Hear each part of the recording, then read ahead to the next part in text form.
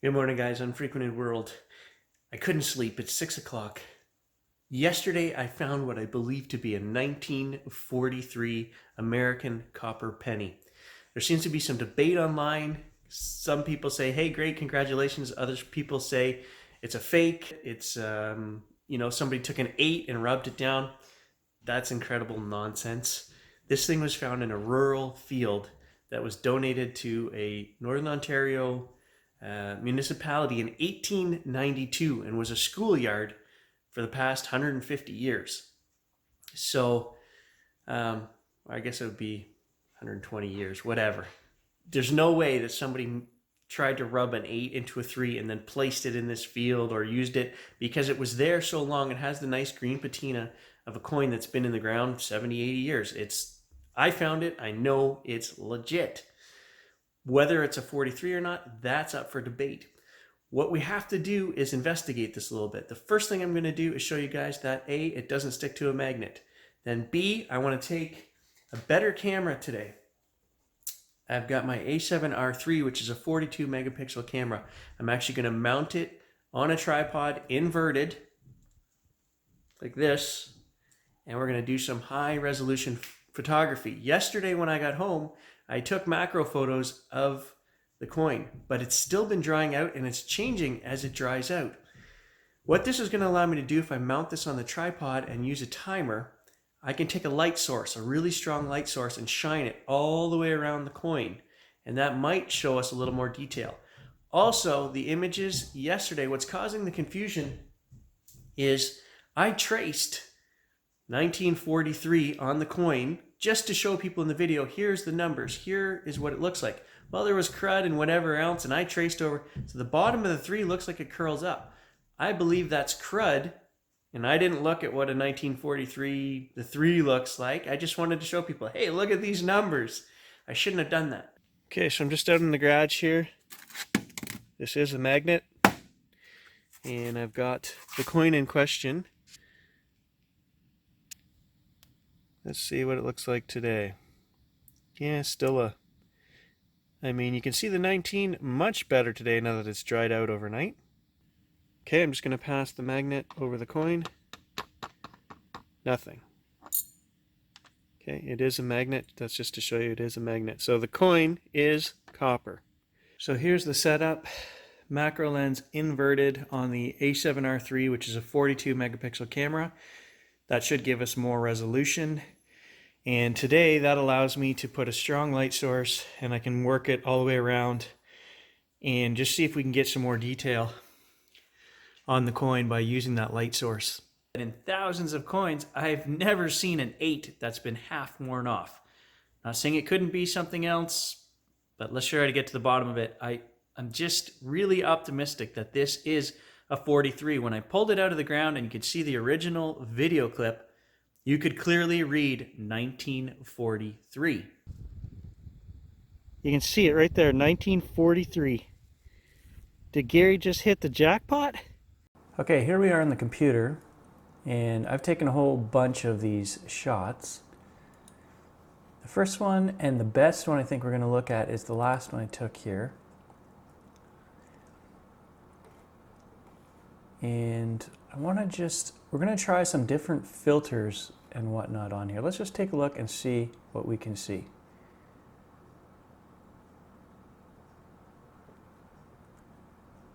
Let's extract some detail.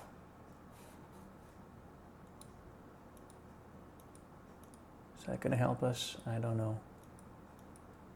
Okay, let's just do it. First thing we should do is let's turn this image black and white. Does this help us decipher anything? It's so corroded. Okay, I think I can see it, guys. That right there is the tip of the 3 coming down. Is that correct? Would that be correct?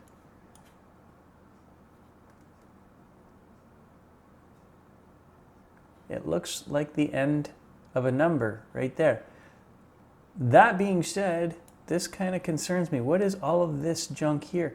Could this been an 8 that came up around. So this right here is what I'm looking at as the tip of the 3.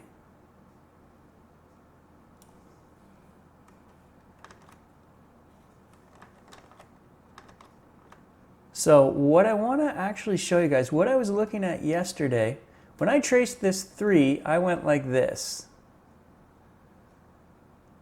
And I followed this chunk of crud up. And so this is what is causing the problem. Everyone's saying, well, the 3 shouldn't curl up like that. Well, I don't think it does. I think this chunk of crud right here threw me off. So when I traced that, I just traced up.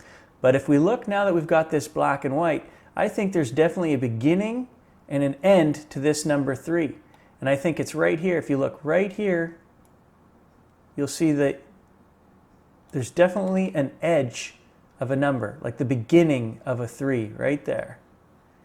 The top of the 3. So it goes there, it comes around here. So if we just trace it, it comes around here, like this.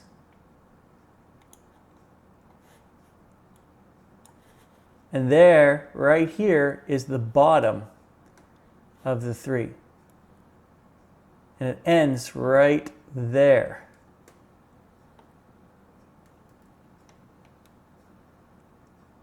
That's what I was looking at yesterday. And I believe that is correct. This is just extra crap. If we look right here again, there's a clear defined end. This is what's throwing everyone off. Now it is a little concerning. What is that?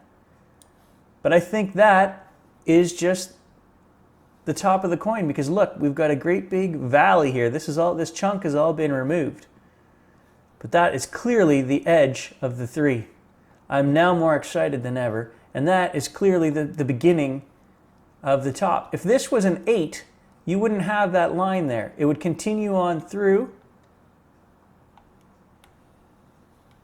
you know, whatever the 8 looked like, which, I mean, this kind of could fall into that pattern, but I think that right there, we're seeing the tip.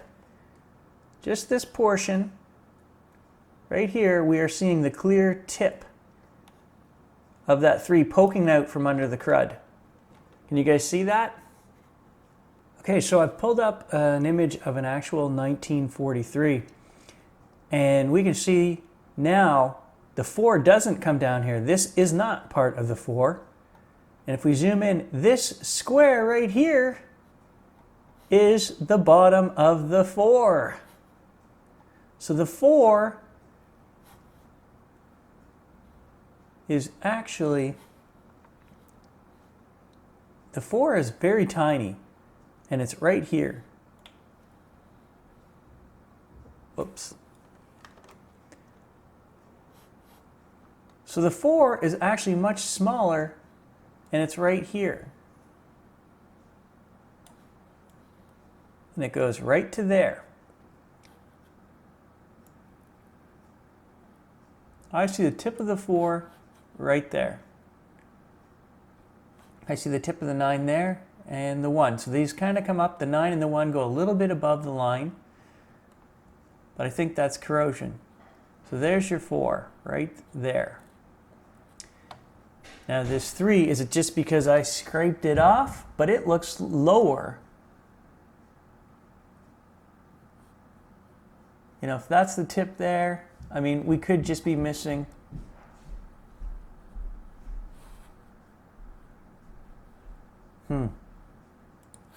Let's take a look at an 8, 1948.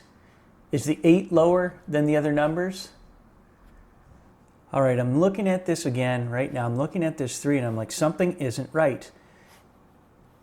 If we take this line and we go to the bottom and we line up at the bottom of the 3 right here, because I am positive that is the bottom of the 3. It's clearly defined. Then the top sticks way out to the left. But if we do that on this coin here, we see that it only sticks out to the left a little bit. Well, what happens if we zoom in here? You see this point right here, guys? I think this is a nodule as well on the end of the 3.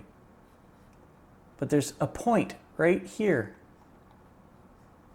I think this is actually the beginning of the 3 right there.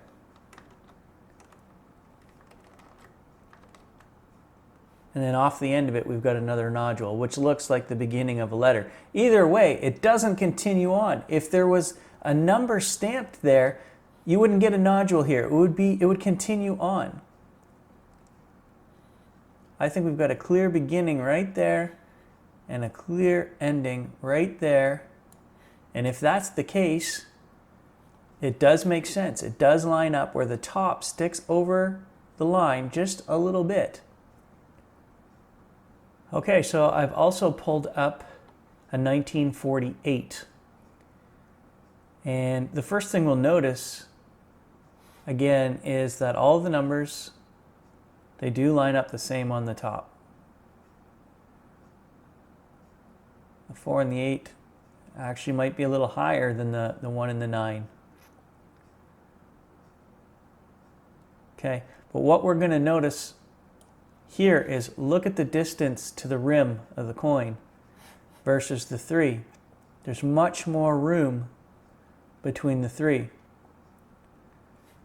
So if we take this and we find, there's the edge of our coin.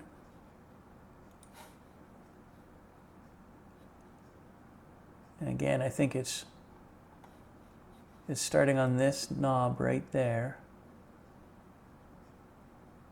There's clearly a defined point there in the middle as well.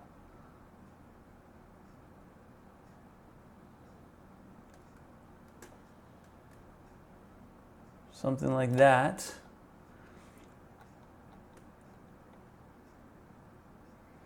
It's really hard to tell scale. It's so hard. Here is the rim of the coin right here.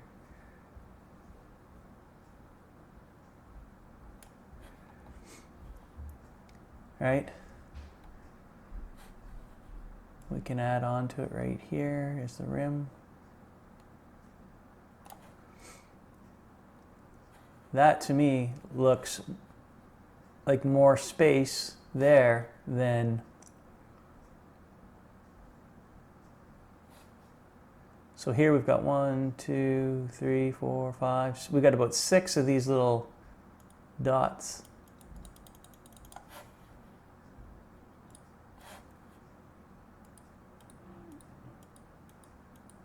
Six or 7 dots in there.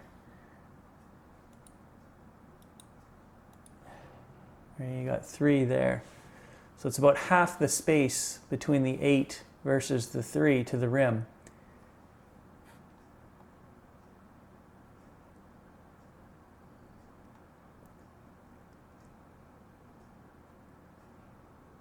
I don't know, guys. It looks like more space. I know it's a 1943. When I pulled it out of the ground, you could read a 4 and a 3 through the crud.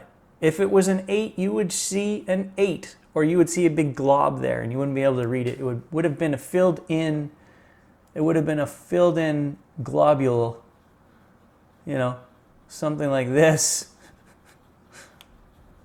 A solid mass, and it wasn't. When we pulled it out of the ground, it was like that. Now it did have a big knob on the end here of the 3. Had a knob on the end of the 3. And that's that chunk right there. That's this chunk. And I think that's what's screwing everyone up, including myself, when I traced these numbers yesterday. Now, I've also emailed a couple coin rating companies. Here in Canada, we don't have like NGCS or PC, whatever. I forget what the initials are, but we don't have them here in Canada. So I did fire off some emails last night and just waiting to hear back today. What is the process I'm going to pay? I think like looking online, I think it's going to cost me a couple $100 American to send this in and get it tested, but I'm that confident. I am going to pay to have this coin checked out and graded professionally by them.